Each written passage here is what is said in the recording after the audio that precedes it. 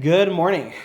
Good morning. We are up to chapter 30, and I will give a preface that, especially for a drop-in, one-off class, this is definitely a very, very unique chapter in the general philosophy of Chabad, in the general Torah study. We try to stay very positive, very upbeat, focusing on the effects that we can have in the world, focusing on the incredible work we can do on our connection with God, etc., etc. Chapters 29 last week and this week's chapter 30 are an exception to that. And it's because, as much as we're talking about having children and new babies, and as much as, especially as children get older, as much as we want to give unconditional love, sometimes situations call for a little bit of a reality check, and a little bit of a, sometimes you do have to force some bitter medicine down the throat of a sick child. And that is what's going on here as well. For the first 25 chapters of the Tanya, the Alter Rebbe introduced us to our role within this world. Our job in this world, and by us, by our job, I mean the job of the Beinoni, the job of the imperfect person who's trying to live as much a perfect life as possible. And as we boil that down to how every decision becomes a battle, how it becomes every single opportunity becomes a choice. Am I going to do what God wants, or am I going to do what my animal soul wants, as we discussed at length? The Alter Rebbe gives us tools and meditations and ideas that we can reflect on in order to make those battles easier and in order to succeed as much as possible. But then in chapter 26, we begin to troubleshoot. And the first issue that the Alter Rebbe troubleshoots, and again, the dynamic here, is that the book of Tanya is essentially a guide that instead of having to come in for a visit and have a one-on-one meeting with the Alter Rebbe, this was sort of a do-it-yourself guide to service of God, based on all of those meetings.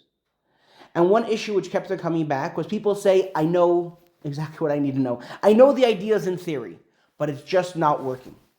And the Alter Rebbe introduced us to the metaphor of the two wrestlers, how the two wrestlers, even if one is stronger, if the stronger one is feeling lethargic, he's not feeling excited, he's feeling very down, very slow, very lazy, he's going to lose. And the same thing is true in the battle of our souls. Even if the godly soul has more firepower behind it, it has God behind it, it's on God's side, it has all the meditations and the ideas and incredible close connection that we have with God behind it. If we're feeling slow, if we're feeling lethargic, there's nothing that we're not going to be able to win. Which the Alter Rebbe gave us the antidote for sadness. The first issue we can have is we're feeling down, we're feeling sad, and the Alter Rebbe went through different ideas. What's making us so sad? Why are we feeling so sorry for ourselves? And address them one by one. And then in the last chapter, the Alter Rebbe says, what if I'm not feeling sad? I'm just feeling uninspired. I'm just not interested. What's the enemy of love? Not hatred. Apathy. Right? Apathy is just, I can know everything. You could know absolutely every meditation. You can know what you're doing is 1,000% wrong, but you just don't care enough to do anything about it. And so here, in this very, very specific case, and in very, very specific times, what we have to do is we have to break our ego down a little bit. And by our ego, what the term that the Alter Rebbe uses is we have what's called timtum halev, a stoppage, a blockage on our heart. We're just not feeling inspired.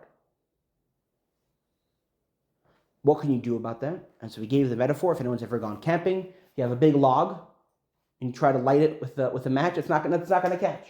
In order for the log to catch fire, it has to be broken into smaller pieces. And in our psyche, what that means is that if we're feeling very uninspired, we're feeling very dull, we're just feeling very uninterested, what's causing that? It's being caused by the timtum halev, by the blockage in our heart. It's being caused by our own coarseness, our own physicality, not just physicality, but our own interest and our own sort of self-interest being too thick to pierce through. The light of the soul cannot pierce through, cannot inspire ourselves in that moment. What do you do about that? Well, we have to cut ourselves down to size. We have to break down that ego a little bit. And so last week, the Alter Rebbe went into length about different things that we should think about how bad sins are and how bad we are because of the sins that we do, and break ourselves down. And I want to just reiterate something that we discussed in chapter 26, which is this is not how we go through our daily life. Both chapter 29 and 30 are going to be pretty negative ideas that we should be reflecting on. But that's not how we go through our daily life. The Alter Rebbe, in fact, made it clear that if you spend your whole day thinking about these thoughts, what do we become? Sad. And then you're back to the first problem. So when do we think about these? In very specific moments when we are in control. For example, it's at the end of the day, and I'm reflecting on my day, and I realize there were just some things that I just weren't inspired to do. I knew them. As I was doing it, I knew it was wrong, but I just couldn't be bothered to change my actions. Let me break myself down to size a little bit. Let me reflect on that. Let me think about why am I so coarse that I can't even be inspired to win a simple battle. And the same thing here is going to be in chapter 30. Another way of cutting ourselves down to size, of cutting our ego, breaking our ego, which again, it's so much of an outlier within Tanya, right? Because we usually like to focus on the positive, but sometimes the reality calls, we need a reality check. And this chapter is going to focus on the way we judge ourselves or judge other people relative to ourselves. Especially as we start to get a little bit better, we start to do some more mitzvahs, we start to win more and more battles, we start to feel pretty good for ourselves. Which if we're not careful, very quickly leads to an ego boost, very quickly leads to an ego in the wrong way, which again builds up that coarseness. And also, we start to judge other people, right? I'm such a good person, right? I'm able to use a very specific example, which we're obviously not judging anyone else, but I'm able to make it to the Tanya class every week. That person can't even be bothered to get out of bed to go, right? All of these thoughts that we start to have in our minds of judging other people. And with that premise, the Alter Rebbe quotes from the Ethics of Our Fathers, Joy's favorite book. Ethics of Our Fathers tells us you should be, we'll read it inside, starting on page 1. One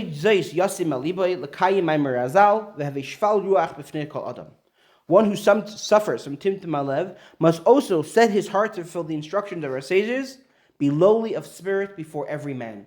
View yourself lower than every other person. You should view yourself that you are worse than every other person, which is obviously, it's a nice lesson about humility, but it's just actually not add to when you're not feeling good about yourself, making you feel worse about yourself. So that's why we gave our introduction. You're absolutely right. When you're feeling bad about yourself, don't look at chapter 30, look at chapter 26. This is when you're feeling too good about yourself, and therefore it's causing a blockage in your heart, right? Because remember, we diagnosed the issue. Why do we have a blockage of the heart? Because our ego is too thick for the soul's light to pierce through. What do you have to do in that case? You have to cut your ego down a little bit. Now, what if I have a legitimate reason to feel better than someone else? I showed up to Tanya class, and they didn't. I am better than them. What is the Ethics of Our Fathers telling me? Judge yourself, and the Alter Rebbe is about to say, not just like consider yourself, pretend that you're worse off than them. You are actually not as good as them. You should realize that you are worse, and you are not as good as any other person. As the Alter Rebbe continues on page 2, Veheve be'emes lamitase. The wording implies be thus, and do not merely act thus. In all, right? Don't just pretend. Right? I can pretend I'm worse than anyone. I'm a great actor. I have a great imagination. I can make anything up. But here the Alter Rebbe is saying the Ethics of Our Fathers is telling us, realize that you are shval ruach, lower than any other person. And again, literally, and also every person, as it continues, b'fnei kol adam mamish, afilu b'fnei kal shebakalim, in the presence of every man, even in the presence of the most religiously irreverent people, kal shebakalim. Think about the worst person that you know. Now, everyone say it out loud. No, I'm kidding. No. But if we think about, am I really lower than that person? That's not true. What exactly is Ethics of Our Fathers telling me here? That I should consider myself lower than every other person. Or not even consider. Realize, and I should be lower than every other person. So the Alter Rebbe says the Alter Rebbe is going to explain this to us in 3 parts. And I'll go through them quickly so we recognize them as we read them. Part number 1, step 1, is realize that you are in no position to judge another person. You could look, and on the exterior, that person is doing bad things. You realize you cannot judge them. Why not? Because as the sages tell us, don't judge someone until you're in their place. As we say in America, don't judge someone until you've walked a mile in their shoes. Because then you're a mile away and you've stolen their shoes, and so who are you to judge? The idea of judging someone without knowing their full story makes no sense. And Rabbi is going to explain what exactly that means. Like, what factors do we take into account when we realize we don't judge? That's step 1, is you are not in no position to judge that person. Second of all, realize that just like that person makes mistakes and messes up, so do you. True, the scale might be different. They might be messing up with capital murder, and you might be messing up by forgetting to say a blessing. But in a very binary God versus not God, winning the battle versus losing the battle, both of you are losing. And the third step is realize that actually, because of your higher status, in the sense, because of your more knowledge, because you show up to Tanya class, you, who is again, on some level losing a battle, is worse than that person losing a battle. That person has no knowledge, has no inspiration, has no background. You do. And so in these 3 steps, the Alter Rebbe completely flips on its head and says the reason why you're feeling so good about yourself, realize that, open the phone book and you're worse than any person in there. Now, I want to again reiterate, because this is such a foreign idea within the realm of Tanya. What do you mean? I should spend a whole day focusing on how bad I am and how everyone is better than me, and I should put on sackcloth and ashes and mourn? No. This is a very, very specific formula, a very specific meditation for when I'm feeling uninspired. And in order to bring back that inspiration, I have to cut my ego down to size. I have to be realistic and realize that showing up to Tanya class is not the be-all and end-all of being a good person. I'm using that very specific example because it applies equally to everyone in the room. So it's a very narrow example, but we all have that in our life. Whether it's regarding prayer or connection or mitzvos or tzedakah, whatever you can imagine, when we start feeling too good about ourselves, it's great to feel good about doing a mitzvah, but not if it starts leading us to ego and judging other people. Because if it starts to lead us to judge other people, by definition, that means that it's not the correct type of pride, it's more of ego. And so with that, yes? So when you say it's for times when you don't feel inspired, this is a very specific kind of inspiration, right? You don't feel inspired to be like God-oriented. Yes, absolutely. That's the only specific type of inspiration. Yes. Yeah. In the world of Tanya, every decision that we make, which is really a shift in our worldview, because usually we look at things, is it right or wrong? Right? If I'm not doing something wrong, if I'm sitting on my couch doing nothing, am I doing something wrong? Of course not. But am I doing something godly? Well, it depends. If I'm sitting on my couch doing nothing because I just learned for 6 hours and I'm about to learn for another 6 hours, so I need a tiny break, then that's something godly. But if I'm just sitting wasting time, while it may not be a sin, I can't go to court for it, it's not godly. And the Alter Rebbe invites us to view every decision that we make within that lens. And he's going to go through in this chapter as well and sort of give us that reality check. Yes, you may not be sinning, but it's still, you're in no place to judge someone who is sinning, because yes, their failing is something that they struggle with, but you maybe struggle with time management. Or you maybe struggle with overhearing gossip, right? And the sin itself might be a lot more finite or not even a sin, but it's still not godly. And again, because the Alter Rebbe shifted that perspective, that our choices are not wrong or right, they're godly or non-godly, because by definition, anything which is not godly stands in opposition to God, because God is the be-all and end-all of that decision. So if it's not, even if it's neutral is not godly. And we've had this sort of disclaimer that this is very much an end game goal. Right? We don't expect anyone, including myself, to walk away from this class and suddenly be able to manage every single second of our time, but this is the goal that we're working towards. And so every decision that we're able to successfully do that, every decision that we're able to successfully reframe as a godly decision, that's a victory. And in that moment, we're accomplishing what the Tanya challenges us to do. The next minute, we'll worry about the next minute, and we'll grow, and we'll eventually come to that point. And the book of Tanya, as it's known, its given name, the official name, is Sefer Shel Beinonim, the book for the intermediary, which we have a long discussion about what exactly that means. Why is that the intermediary? But this is the book of, that's the goal. That's and so the greatest Hasidic, sages have read this book and said, "Wow, if only I could get to that level." Because this is a lifetime of work. This is not a judgment case that, oh, you're not holding at this level. Every decision that you make is not 100% godly. How could you? You're such a horrible person. That is not what we're saying at all. We're reframing the conversation. So it's not about right or wrong. It's about godly or non-godly. And then that's a challenge for us is to win every decision and every battle in that framing. So if you see somebody obviously sinning and you're telling us not to judge, are we just say the ultimate judge will judge? Yes, it's not our yes, fault? absolutely. The Alter Rebbe is going to give that disclaimer as well. He's going to say, we're not saying that person is right and they're allowed to sin. They have their own battles and they're supposed to win those battles. But you are in no position to judge them. That's for, there's a billboard I once saw for the Marines. It's not our place to judge the terrorists. That's God's job. Our job is to arrange the meeting. And so that idea of it's not our place to, is it something wrong? And there's also another layer here that in certain cases we're supposed to tell someone off if we know that they're sinning. Very specifically, if you have an effect and if you know them, right, you don't just walk around yelling at people who are sinning. But if someone that you know and love and who respects you and will listen to you is sinning, you do have a responsibility to have a conversation with them and to inspire them.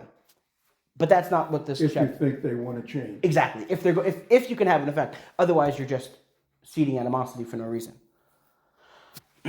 So as we continue at the bottom of the page, sort of this 3-step idea of why we are in no place to judge, no matter how good we think we are and how sinful they seem to be.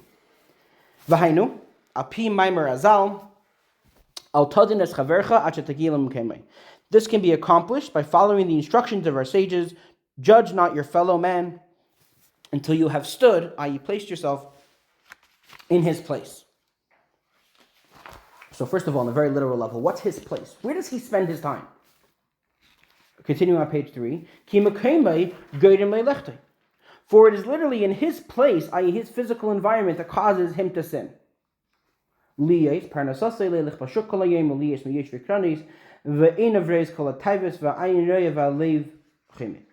Since his livelihood requires him to go about the marketplace all day, and whenever he is not thus engaged, he is of those who sit at the street corners. Thus, his eyes see all the temptations, and what the eye see, the heart desires.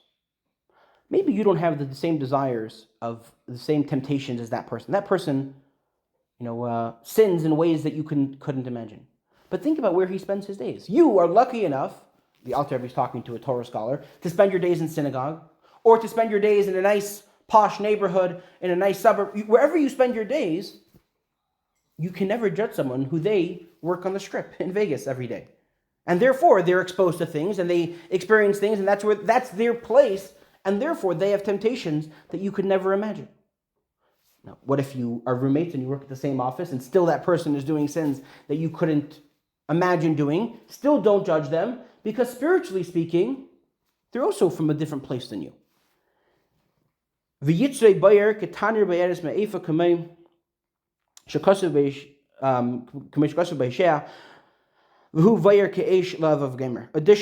it may be his spiritual place, the nature of his evil impulse that leads him to sin. His evil nature burns like a baker's fiery oven, which is heated with greater frequency and intensity than a domestic oven. As is written in Isaiah, it burns like a flaming fire. You are a cooler person. You're not as hot-headed. So therefore, you don't have the same level of desire and the same level of temptation as that person. But you will if you hang around with them too much. Well, so you've got to separate yourself from this kind of That's people. definitely true. It's very interesting how all of these sort of excuses that we're not giving to the person who's sinning. Because Len is right. In those cases, we tell them, you got to change jobs, and that's not a sustainable. We're talking about Right now we're talking to you, the person judging. You are in no position to judge what that person is experiencing. It is different, however, with he who goes about but little in the marketplace, and most of the day is at home rather at the street corners, and therefore encounters less temptation. Even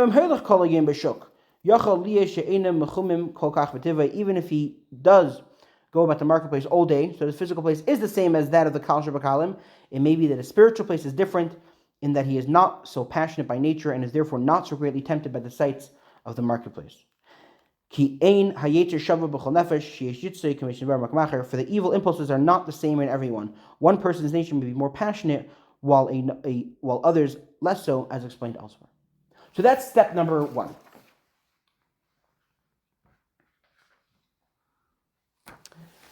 Which is, you are in no position to judge, because that person's reality, his practical reality, his physical reality, as well as his spiritual reality, are different than yours, and therefore you have no idea what it would be like. There's a famous story in the Talmud of there were some rabbis sitting around, and modern day, going back to the time of the Talmud, idol worship is not a major temptation these days. It's, in Japan, I think it's more of a, in the Far East, it's more of a factor there, different types of idol worship. But in the Western world, and most of the reality that we experience, that's not a major temptation. So these rabbis of the Talmud were sitting around and sort of mocking, sort of judging the kings of ancient Israel that are spoken about in the Tanakh, right? Especially the king Menashe, who he was such a prolific idol worshiper, and it was a great sin. It was a great, great issue in those days, and so they were sitting and judging. That night, King Menashe appeared to one of them in a dream and said, I want you to know that if you would have lived at the same time as us, you would have made us look like tzaddikim with your idol worship. You would have been such a sinner. You would have pulled up your pants to run serve idol. You are in no place to judge. Because different times, different environments, different neighbors, different realities mean that different temptations are for different people. And just because you don't have that temptation as strongly, and therefore you happen to succeed in that temptation, you are in no place to judge someone who does have those desires and those temptations and that reality. Now, here's where the Alter Rebbe gives the disclaimer, which is that just because we're saying you can't judge them, it doesn't mean what you're doing is right. Because ultimately, no matter how strong someone's battles are, we're supposed to win them, and we're given the ability to win them. As the Alter Rebbe continues on page 4, V'hinei be'emes, gam mi shehu mechimim ma'ed b'tivai, u'parnasasai hi liyes miyeshvei kranis kol yom. In truth, he who is extremely passionate by nature, even he who is extremely passionate by nature, and whose livelihood obliges him to sit all day in the street corners, ein loy shum hisnatus al chatay mikir yasha gomer al she'ein al asher ein pachad l'kim neged einam. He has no excuse whatsoever for his sins, and he is termed a rasha gomer, an utter evildoer, for not having a dread of God before his eyes. Ki hayala lisapik limshol ruach tavas shelibe mipnei pachad Hashem b'rei k'maisav. For he should have controlled himself and restrained the feeling of desire in his heart because of the fear of God, who sees all his actions. This fear of God would have enabled him to overcome his desires, despite the difficulties imposed by his surroundings. His nature, as explained above, the mind has supremacy over the heart by nature of one's birth, i.e., it is a man's inborn characteristic that his mind is able to master and restrain his heart's desires. V'hinei be'emes, shehi milchama gdela va'atzuma, lishber hayetzer u'bayir ke'esh levam b'pnei pachad Hashem k'mei nisayin mamish. Truly, it is a great fierce struggle to break one's evil nature, which burns like a fiery flame for the fear of God. Indeed, it is like a veritable test. V'hilkach, sharach kol adam, l'fi mashu hu mekem b'madig b'Hashem, lishkol l'ifchim ba'atzmai. Therefore, every man ought to wait and examine his own position according to the standard of his place in divine service. Im hu evid Hashem be'erech u'b'chinas muchama atzuma kazuv v'nesein kazeh. As to whether he serves God in the situation requiring comparable struggle in a manner commensurate with the dimensions of such a fierce battle and test as a Kal Shabbat faces. So that's why we give a quick disclaimer, which is that just because we are excusing it, that we shouldn't judge, doesn't mean we're excusing it that he's right. He should have won that battle. But ultimately, that's an incredibly hard battle for that person to win. Now, let's be real with ourselves. Do we win every hard battle? Or do we struggle? Yes, I win the battles that person struggles with. But that's because for me, those are not the tough battles. For that person, those are the tough battles. For me, what are my tough battles?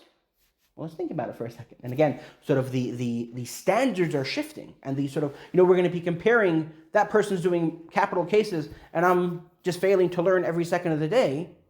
But in the black and white world of are you succeeding in your tough battles, both of us are failing. He's failing and sinning in who knows what. I'm failing in a much more minute way, a much smaller way, but I'm still failing my battles. And therefore, who am I to judge someone else who's failing their battles? As the Alter Rebbe continues on page 5, what kind of battles am I failing every single day? Well, he gives some examples just in case we need some help. B'bchinas v'asei teiv, kigoyim ba'avedas hatfilah b'kavana, lishbel nafshe lifnei Hashem b'chol kochei mamish. In the realm of do good, in the service of prayer with kavana, for example, devotion, he must battle his inclination daily in order to pour out his soul before God with his entire strength. Ad mitzvah hanefesh, to the extent of wringing out his soul, i.e. exhausting all of his intellectual and emotional powers with devotion. Prayer, we discussed this over the last few chapters, how prayer is a multi-level affair. On a very basic level, you sit and you say the words and you fulfill the mitzvah of prayer. But there's so much more than that. Prayer is supposed to be an emotional connection, a spiritual connection. We're supposed to be giving ourselves up to God in those moments and connecting to Him on the deepest levels of our soul. Do we succeed in attaining that level every single day? No, because that's a very hard battle. You have to focus and you have to concentrate and you have to not get distracted. So it's a hard battle. As he continues, this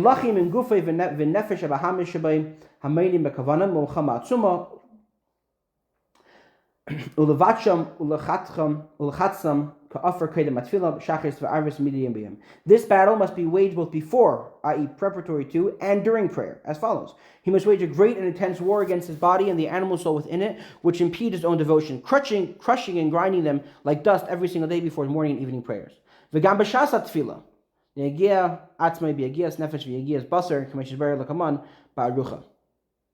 most important thing is doing it. Absolutely. Because if you don't do it, you can't get into everything else. Absolutely. But we're focusing now on a very specific part of this equation. And I'll just read this translation for that paragraph, then I'll come back. Also, during prayer, he must exert himself with an exertion of the spirit, so that his spirit should not grow weary of the lengthy contemplation of the greatness of God, and exertion of the body to remove the hindrances and devotion imposed by the body, as it will be explained further at length. I'm going to give a very specific example, which I know everyone's at different places in their spiritual journey, so someone who prays every single day might look at someone who doesn't, someone who ignores that commandment, and judge them. And say, how can you not pray every single day? So, on the surface, that's a valid criticism. But if we strip away the details and just look at what's happening here, that person is failing what might be a very tough test for them. To actually do it, right? Len is saying the most important thing to actually do it, but for them actually doing it, maybe they're very busy, maybe they have time management issues, maybe they just never grew up with it and therefore it's a very foreign concept to them. For whatever reason, that is a very difficult test, a very difficult battle for them, and they're failing. Okay, let's look at your difficult battles. Yes, maybe you pray every day, but do you focus to the full extent? Do you sit and meditate and contemplate to the depths of the levels that are possible? No. Why not? Because it's a very hard battle. So you're failing in a very hard battle, and they're failing in a very hard battle. Yes, the details might be different because everyone's reality is different, but the battle itself is a struggle for both of you, and is not won by both of you. Yes? So basically, like, this is so you don't ease back from being engaged with godly things by being self-satisfied with yourself. Right? Yes. When you look around at the world. But why do you have to be worse than everybody? Why isn't it enough to say you're no better than any of these other people? So we actually didn't get to that point. Because at this point, I'm just going to explain. Right now, everyone's equal. We're going in that direction, as we said in our introduction. So your question is very valid. And it really boils down to, what are we trying to do here? What's the purpose of this chapter?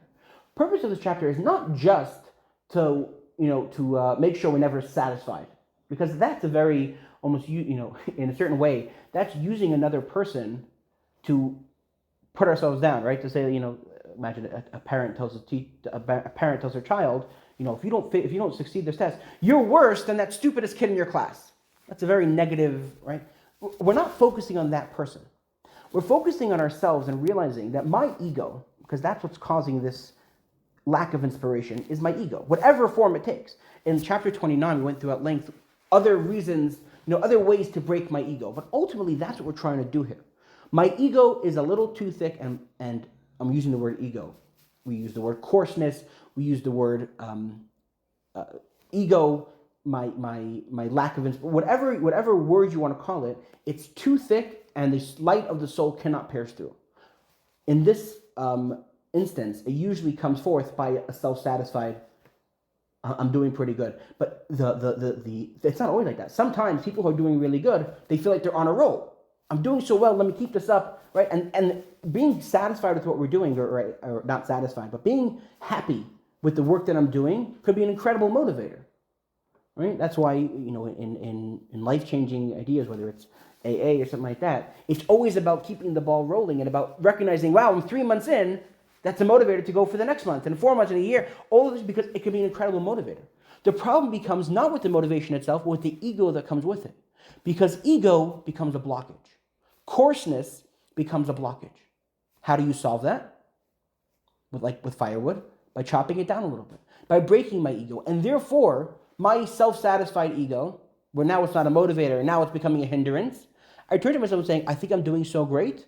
I am really not doing well at all. Maybe on paper, if we're being scored, I'm doing better than some other people, but in reality, I'm not doing as good as them. In fact, not only am I not better than them, I'm worse than some other people that I might think to judge. The Alter Rebbe is sort of borrowing this concept of judging someone else to remind us how we can never let our ego get the better of us, how we can always break down the ego. Why? Because just like you can never judge someone else for all of these reasons, you also should never have an ego for all of these reasons. And so it sort of becomes again, within the right context, we don't go around the whole day saying how horrible we are. But if I feel like I'm not being inspired, and as the Alter Rebbe told us, why you're not feeling inspired? Because your ego is too thick for the light of God to pierce through, you have to shave it down a little bit. You have to give yourself a reality check and realize that although it seems like I'm top notch, I'm not really as good as I think I am. In fact, I'd probably fail to measure up relative to anyone else in the world. And so, again, it's as a Chabad rabbi who spends my time trying to uplift people, this is almost like a hard chapter to teach. Because we're focusing so much on the negative, which is why I keep on giving these disclaimers, because we really don't focus on this in day to day. And when our point is not to judge other people, or not judge other people, or to judge ourselves relative to other people. The point is just to keep our ego in check, because when our ego gets too big and we think too highly of ourselves, it can cause a tremendous blockage and apathy in our service of God. Thanks. Sure. And so as we,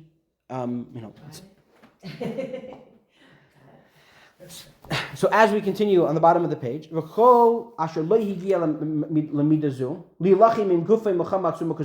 anyone who has not attained this standard of waging such a strenuous war against his body, has not measured up to the quality and dimension of the war waged daily within the Kal Shabakalim against the evil nature, which burns like a fiery flame, so that the powerful evil impulse, is humbled and broken through the fear of God. And so again, we're judging ourselves on a curve. Yes, that person is failing battles that for me are easy. But for the battle, why? Because that battle is hard for them. So let's look at the battles that are hard for me. Such as, am I really doing everything that I can in prayer? Yes, I'm saying the words. But am I completely focusing every single second? Am I meditating on every single meditation that could be done during prayer? No. Why not? Because for me, that's a hard battle. So again, the details are different, but the fact that you're not succeeding in a hard battle, you're struggling, I should say, with a hard battle is equal for everyone. And if you convince yourself it's so difficult to do it right, some people might say just not worth doing it. So I don't believe that that's what we're doing here. We're not saying that it's too difficult to do. We're saying it is hard. Serving God is not easy. There's a reason why it's called service of God, avodas Hashem, because it's a service. God put us on this world to put in effort. It requires effort. But what requires effort for me might be a much more, holy idea of meditating every single second while I'm praying. For me, that's what effort is.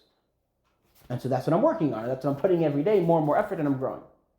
But when I look at someone else, and they haven't even started praying yet, they don't even pray every day, and so I start to get this sort of superiority complex, I have to remember that I struggle with my tough battles. I have to put in effort, and so do they.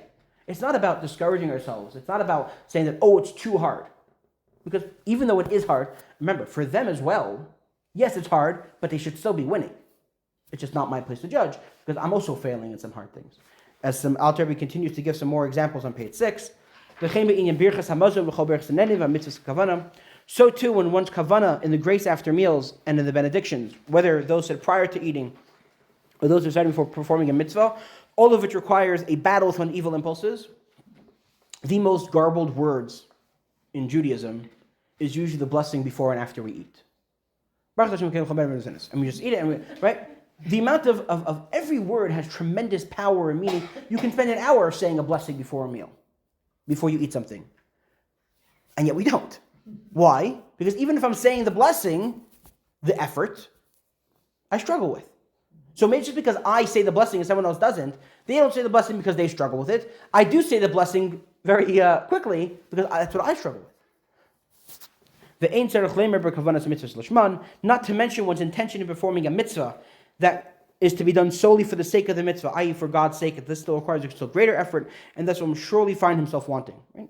I can do so many mitzvahs, but I can still find an ulterior motive within them, right? Which is okay. Is it the ultimate? No. But ridding ourselves of those ulterior motives whenever we do a mitzvah requires effort, which we struggle with. Similarly,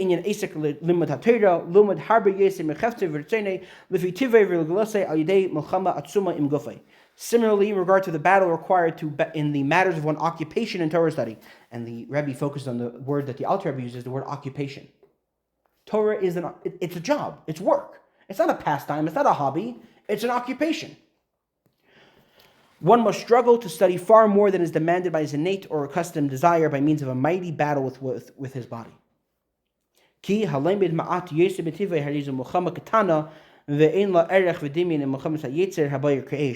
to study a fraction more than one's want entails but a minor tussle. It neither parallels nor bears comparison with the war of the Kal Shabakalim against the evil impulses, which burns like a fire. Again, it's a question of how much effort, how much of a struggle is it for you. The details, you struggle and they struggle. And both of you have to put in more effort.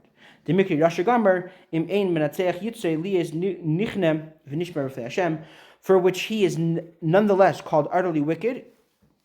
If he does not conquer his impulses, he'll be subdued and crushed before God. Yes, if we're scoring it, that person is a Rasha Gomer. They are a wicked, bad, sinful person, and I'm not. And yet, if you take away the details, if you take away the scoring card, if you just look at the effort involved, both of us struggle with effort. Why? Why do we make that comparison? Because ultimately, continuing on page 7, Hakol hi mitzvahs hamelech hakadosh yachid miyuchad baruch hu. Both are the commandments of the Holy King, the one and unique one. Blessed be He. Both of them are God's desires, whether it's to avoid murdering someone or to spend hours praying every day. Both boil down to this is what God wants me to do or not to do. And both of us are failing when it requires effort. So too with other commandments which require struggles, we may find that he does not wage war adequately against evil impulses, especially in matters involving money. Right? You can have the most spiritual, righteous person, and suddenly he comes to a financial question, and there's so many justifications or excuses. Or why? Because what for the olden generations was idol worship. For us, that's by and large being replaced with money. And so we struggle with it. It's a very, very hard temptation that, am I robbing someone outright with a gun? No. But am I cutting some corners that may be whatever? Yeah, I struggle with that. So that person struggles with keeping his gun in his holster and not robbing someone, and I struggle with making sure that everything is on the up and up. We're both struggling, and we both require more effort. Such as the service of labor, of charity, i.e. giving charity manner of labor far more than his want, W-O-N-T, and the like.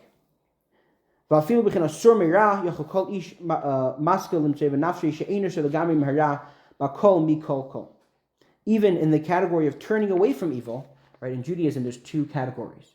There's turning towards good, doing positive mitzvot, and then there's sor meira, turning away from doing bad things. So, even within the stopping myself from sinning, every thinking man can discover within himself that he does not turn completely and totally away from evil. On page 8, in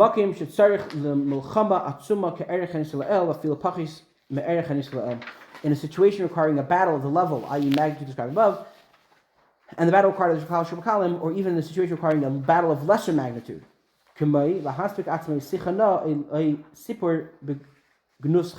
example, he may find that he does not summon up the strength to stop in the middle of a pleasant gossip, or in the middle of retelling a tale discrediting his fellow.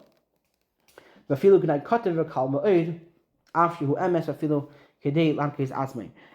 ought to do, even if it is a slight slur, even if it be true, and even though his purpose in relating it is to exonerate himself. This is such a small sin, such a blink and you miss it type of sin. We'll say the original story that the Alter Rebbe is about to reference. The great Rabbi Yehuda HaKadosh, the compiler of the Mishnah, once walked in and saw his son, Rabbi Shimon, dealing with some sort of legal document. And in the intricacies of legal documents, there's a lot of details. And this document was prepared in a certain way that Rabbi was not a fan of, because it can lead to forgery. It was a kosher document, but not ideal. And so Rabbi tells his son, that's not an ideal document. And his son says, oh no, I didn't write this. This was written by that guy. Did you caught it? That blink and you miss it, little bit of tiny slap. He didn't write a non-kosher document. He wrote a tiny, according to Rebbe, didn't love it. And again, it was the truth. I didn't write it. I'm just looking at it. To exonerate himself, a tiny slur, it was true, and yet there's a sin there. That's part of Lashon Hara. That's part of not nice things about someone else. If Shimon, the great Rabbi Shimon of the Talmud, of the Mishnah, can make a mistake like this, we can all find in our lives mistakes that we're making. That do they measure up to someone else's mistakes? Maybe not. Maybe their mistakes are far greater. But you know what? Maybe our mistake would have required less effort to overcome. As he has a story inside. Kaneda, Mehadam Rabbi Shimon Rabbi Kadesh, Lav Anaksive El Yehuda Chatei Ksive V'Amalei Kalich L'Lashon Hara. As is known from Rabbi Shimon, said to his father, Rabbi Kaddish, concerning a problematic bill of divorce that was improperly written, I did not write it, Yehuda the tailor wrote it, where the slur was a minor one, and the purpose was self-vindication, and yet his father replied, keep away from slander, note to the Gemara, etc. This same applies to many similar things which occur frequently. And the author is going to give one final example, which is the idea that we've mentioned before, the idea of Kaddish atzmecha b'mutar lach. Even when something isn't wrong, it's not sinful, it's kosher, it's good, it's amazing, but you don't need it. Just because the wine is kosher doesn't mean you have to drink the whole case. Just because the meat is kosher doesn't mean you have to finish the whole cow. We can purify ourselves. Just because something is allowed doesn't mean that we need to have it. Right? So in theory, someone can say, I have never sinned. Okay, but did you also indulge in every kosher thing that you wanted? Have you ever not indulged? Do you ever indulge in something that maybe you don't need? Suddenly, again, it's a holy thing to do. It requires effort, and you're struggling with it. So who are you to judge someone else that's also struggling with something that requires effort? Again, even if the details are vastly different, the struggle is the same. Continue at the bottom of the page. Ubefrat be'inyan l'kadish atmei b'mutalei shehu midiraisa k'mishakasav kadeshim tiyu v'gemer. This is especially true in regards to sanctifying oneself by refraining from indulgence in permitted matters, and this is a biblical commandment derived from the verse, you shall be holy and sanctify yourself. Continuing on page 9, moreover, even according to the opinion that this commandment is not of biblical origin, yet rabbinic enactments are even stricter than biblical law, and one will find himself succumbing to self-indulgence when temptation is strong and requires a battle to overcome it. Ella Yet, but all of these and similar matters are among the sins which people trample underfoot, insensitive to their importance, which have also come to be regarded as permissible because they are committed repeatedly. So, this concludes this main bulk of the chapter, which is a reminder, and the Alter Rebbe went into a lot of detail, that the struggle is real, and the struggle is a real struggle that we struggle with, no matter where on the spectrum you are. Maybe the worst person, the Kal Shabakalim, maybe they struggle with not murdering people. But that requires, for them, for whatever reason, that requires a lot of effort. For you, something a lot more small, something that doesn't even look like a sin. We don't feel like it's sinful, right? Talking around and sharing a juicy piece of gospel with someone, we don't even view it as a tremendous sin that it is. Why? Because it just became normalized. And therefore, for us, that's what requires effort. No matter where we are in the spectrum, it's important to remember that we struggle with things that require effort. And therefore, our ego is given a reality check. Yes, you're doing great on paper. If there's a test, there's in elementary schools, there's a lot of discussion back and forth about testing, standardized. The problem with standardized testing is that kids aren't standardized. And this is, as someone who's no expert in any direction, this is not a statement about what's right and what's wrong and the right way to teach kids. But it's an important reminder that for one kid, they may get 100, but they put in so little effort compared to the kid that got a 70, but spent hours and hours studying.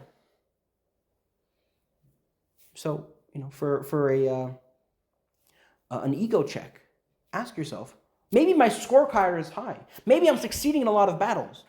But where effort is required, where there's a struggle, where am I holding there? And that is a bit of a hit, a chop to our ego. And here the Alter Rebbe concludes with her final point, which that not only, at this point we're all equal. All right, everyone, no matter where we are, we struggle with things that require effort. But I'm not worse than that person. Maybe we're equal. What makes me worse? And so here the Alter Rebbe turns our ego on its head and says the more we have to feel good about ourselves, the closer we are along that spectrum to being spiritual and holy and amazing and learned and with everything, that also means the more it's expected of us to succeed in our struggles. That person has never learned a word of Torah, has never done a mitzvah, has no background in Judaism. Of course they're failing their tests. You do. So it's a lot more embarrassing and a lot more of a problem when you fail than when they fail. As the Alter Rebbe concludes in text number in page 9, Avo be'emes im hu yedea sefer umachzik b'teres Hashem v'kirbatz elikim yachbatz.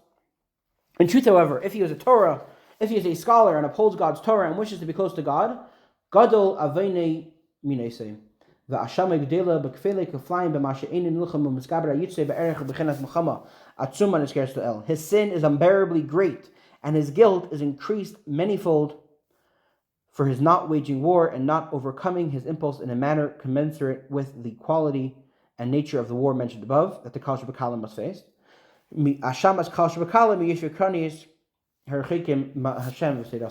His guilt is far greater than the guilt of the Kal Shabakalim, the most worthless of the street corner squatters who are remote from God and his Torah. Continuing on page 10. Ve'ein ashmasam gedela kokach b'ma she'ena kofshim mitzam habayer ke'esh lava b'pnei pachad Hashem hamevin umabit as kol maseim. Their guilt is not for not summoning up the fear of God, who knows and sees all their actions, in order to restrain their impulses which burn like a fiery flame, is not as heinous. Ka'ashamas kol hakariv el Hashem v'tirasav v'dasei, as the guilt of one who draws ever nearer to God, His Torah and His service.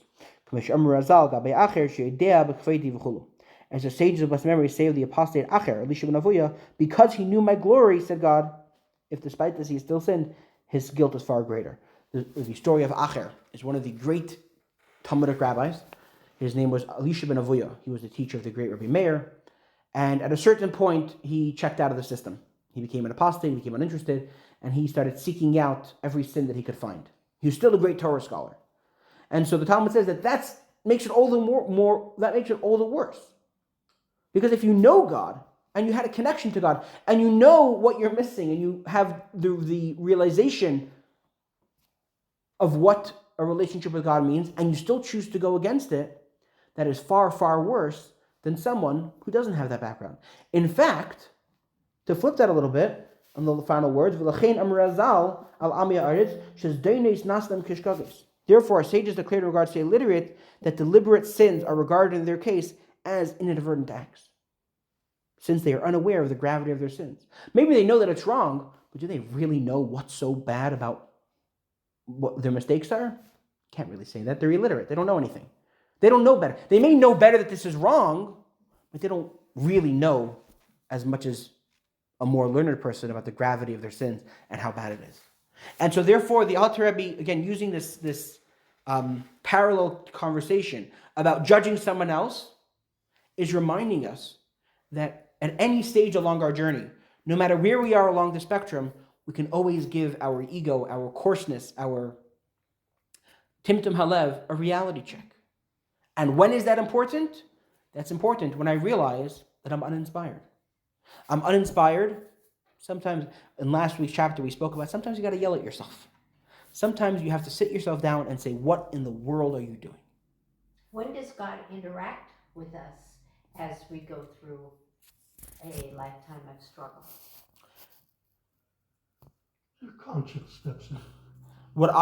It's a good question, right? We are not of the merit we don't have the merit that God interacts with us in such a direct way. Pardon me? We are not usually in the merit. We don't usually merit that we feel God's interaction with us in a very direct way, right? The Alter Rebbe discusses in a much later section of Tanya about repentance, that in the times when the Jewish people were holier, when there was a holy temple and a greater sensitivity, mistakes were punished right away because there was a greater interface. God was more revealed, and so you had people dying a supernatural death because they had sinned, and so they died. And that's what happened. These days, that supernatural death doesn't exist anymore.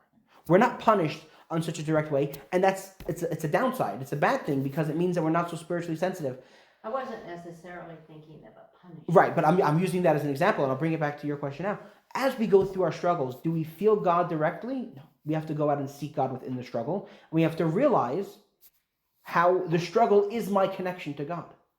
And also we're using the word struggle. I want to make sure we're on the same page. There's struggle as in the struggles of life, things aren't going well, and then there's a struggle as in the battle with my soul. So which struggle are you talking about? Are you talking about the struggle in life as in that I have hardships, I have sorrows, I have things that are going badly, or are you talking about the struggle as in I'm battling with my evil inclination? Well, I'm not sure I can always distinguish between that, but I also always believed that there was a relationship, an intimate one. Yeah. One-on-one. Yes. That relationship is very much there, but unfortunately these days we have to seek it out and we have to find it for ourselves. It's not necessarily something that we feel. But I agree with that, but we never discuss that. We always discuss just me. You don't ever reference that God knows where you're going, He knows where you came from, He's watching you. I mean, there's... So the reason why that's not a main factor within the discussion of Tanya, and we have mentioned it very much in passing, that we do a little bit and God completes the journey. We put that first step and God does the rest. The reason why we don't reference it is that this is, again, a DIY manual for how to connect to God. The fact that God is out there waiting for me is an inspiration. It's something it should inspire us, but it doesn't affect me taking my first step. We're talking about what efforts do I put in on my part, and that's an important discussion that we're discussing now about how do I meditate and how do I make that first step. And the Alter Rebbe tells us that as soon as we do that, God will reciprocate 10 times over. You're absolutely right. That relationship is there and that reciprocation is there, but I have to do my part first, and that's what the focus of Tanya is right now. We're barely halfway through Tanya. There are discussions in Tanya and throughout Hasidus in general, how we sometimes have what's called a serusa de le'ela, an inspiration from above. For whatever reason, we're suddenly inspired. And that is... But I'm not even into this great inspiration. I'm into interested in the dialogue that I personally might have throughout a struggle. Yeah. That I think is so good, that makes all of these things maybe less grave, but brings us to our more godly soul more often. Yeah, I mean that it will, as we continue over the next dozen or so chapters, we'll see if we explore that idea a little bit more. I think that if I understand your question correctly, I think that we are going to start heading that direction. But yeah, I mean it's for the Tanya is a starting place. It's an instruction manual, which the Alter Rebbe in the introduction gives a disclaimer. He says ultimately, because again, he wrote this for all of his followers, telling them, I don't have the time, and we're too far spread apart for you to come to me every time you have a struggle in your service of God. So read this, learn it with your mentor, learn it, and hopefully that will, it will help you. Is it the same as a one-to-one meeting? No, because a one-to-one meeting, everyone can be tailored and can be geared exactly to your exact circumstance. So this is more of a generalities, but hopefully as we continue learning, we'll explore that angle a little bit more. All right. One of the things as a non-Chabad, and I've heard this from others, when they come to Chabad as a Jew, they feel they're so non-judgmental, right? Yes. Everybody feels that. Yes. And I will, God willing, next week we'll be back here for chapter 31. Then we're going to take a 4-week break. As an incentive to everyone to come back after the 4-week break, the chapter that we're doing then is chapter 32. Chapter 32 is it's kind of out of place. It's an interesting, we'll talk about it then, but it's 32 is, what's the numerical Hebrew value to 32? Lamed Beis, Lev, heart. The heart of Tanya, the heart of the Hasidic, of Chabad philosophy is chapter 32, which is going to explain exactly how we get to that conclusion. How can we be so non-judgmental, as we'll continue to discuss. Thank you for joining. Thank you once again, Len, for hosting us, and we will see you all next week, God willing.